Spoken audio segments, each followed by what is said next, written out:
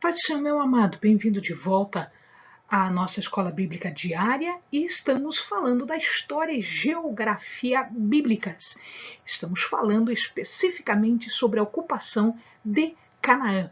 Então, pega a sua Bíblia, pega o seu caderno de estudos, ore ao Senhor, pede a Ele discernimento, entendimento, conhecimento, sabedoria, pede a Ele proteção para que nós possamos entender e estudar cada vez mais profundamente dos seus mistérios.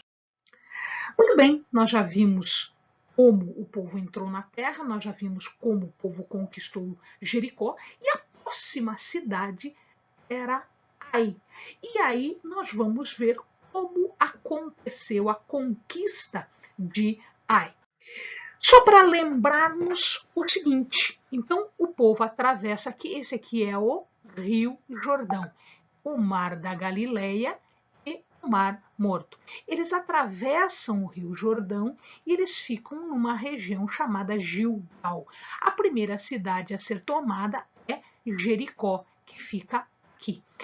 Aí, fica um pouquinho mais para frente, nesta localidade aqui. Se o amado lembra, houve especificamente ordens para a estratégia da conquista de Jericó e para que tudo fosse destruído. Acã não fez isso. Acã pegou para si algumas coisas. Então ele desobedeceu às ordens do Senhor. E aí, quando o exército vai para a conquista de Ai, que era uma cidade grande, mas era menor do que Jericó, eles perdem vergonhosamente. E ninguém entende por quê. Ora, se ganhou em Jericó, por que perdeu em Ai? Não dá para entender.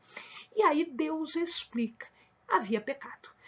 Ora, como vai se conquistar agora a cidade de Ai?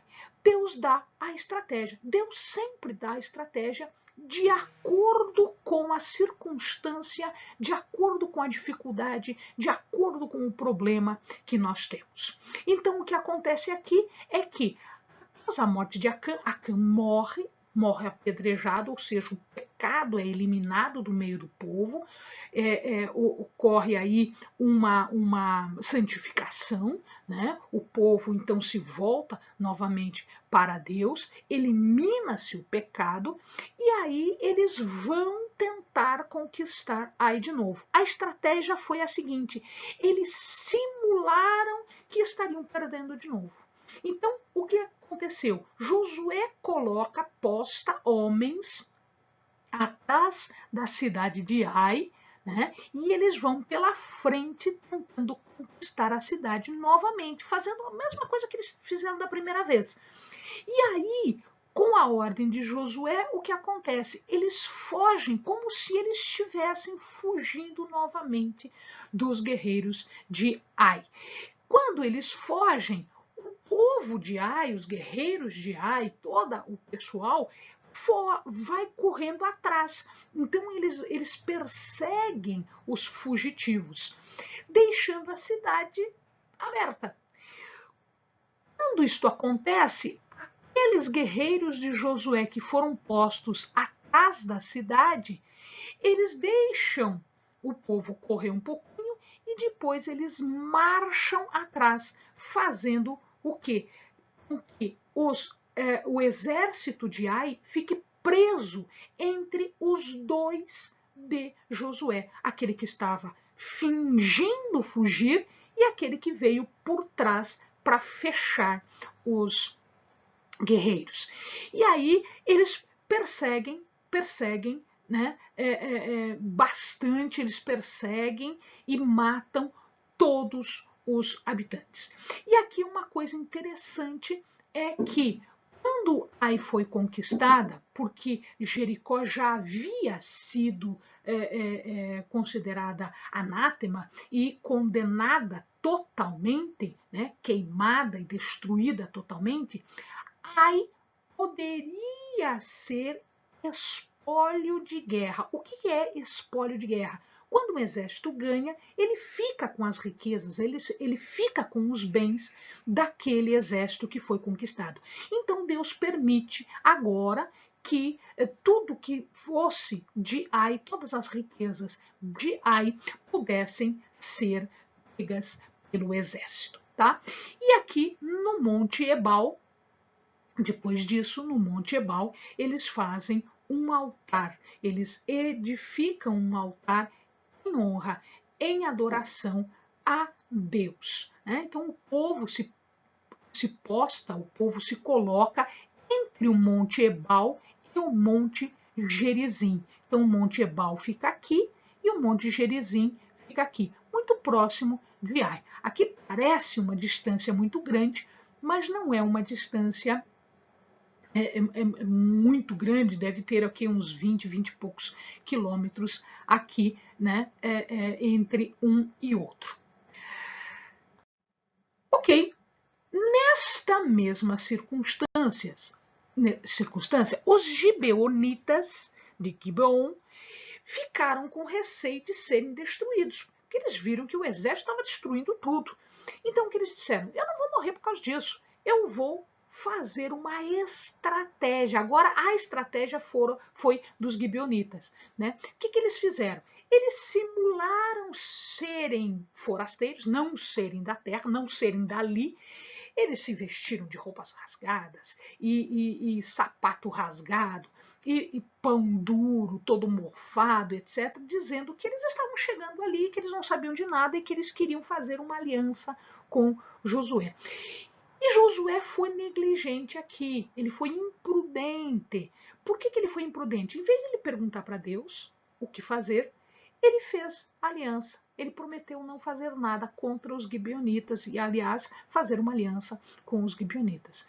E aí o que acontece é que ele descobre que os gibeonitas estavam fazendo um engano, um engodo. Eles estavam simulando uma situação que não era real. Os reis da região, quando souberam disso, fizeram guerra contra os gibeonitas. Então, o que acontece é que o rei de Jerusalém, o rei de Hebron, aqui ó, Jerusalém está aqui, o rei de Hebron está aqui, Jarmute está aqui, Laques está aqui e Eglon aqui. Então eu tenho estes reis todos desta região aqui foram atacar Gibeon. Por quê? Porque ele tinha feito aliança com os israelitas. Os gibeonitas mandaram uma mensagem: olha, a gente fez aliança, vocês têm que me defender. E Deus agora Deus fala para Josué: vá, porque eu dei todos esses reis na tua mão. Então, nesta oportunidade, o que acontece é que eles se reúnem e eles fazem uma luta nesta região aqui entre Gibeon e Aijalon, né? Nesta região aqui.